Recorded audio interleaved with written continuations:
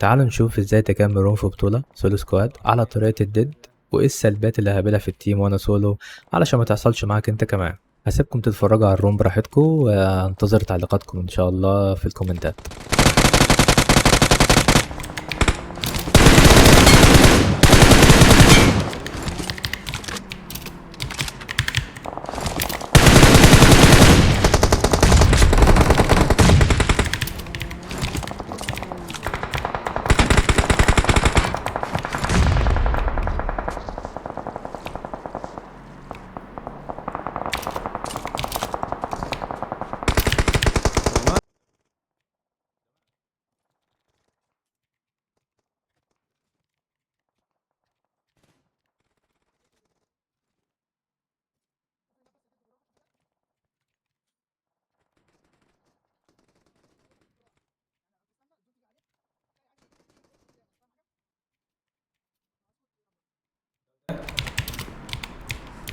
بقول لك تستنى تاخد تمهيل تمام، هتلاقي العيال دي طلعت اوبن قدامك.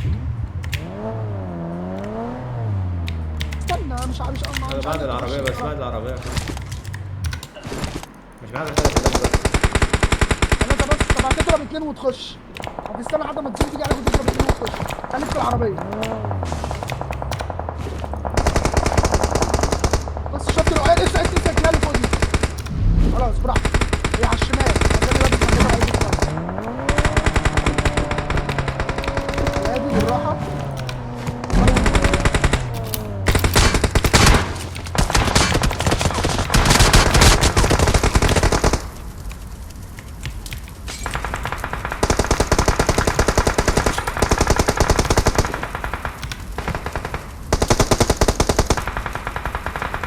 كل العيال اللي قدامك ده هتتجاب. خليك فوق، فوق كلهم اوبن بالنسبه لك.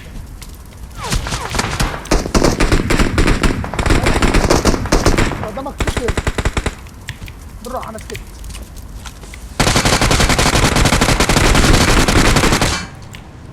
انت اتفجرت ولا لسه؟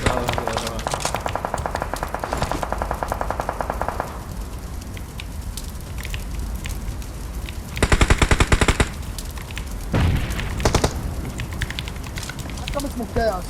معايا اتنين بس. طب بقول لك ايه، اقف.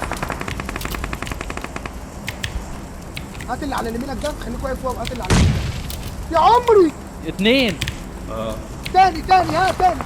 اتحسبولي لعيب لعيب. روح خد الانسان. اقف يا جد. هات الواد اللي على يمينك.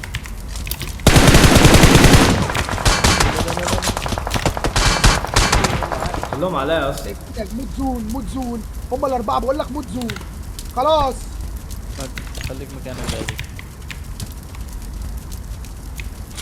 عايز تسرق واحد نوت فينش قشطه. بقول لك يا تيو انت عايز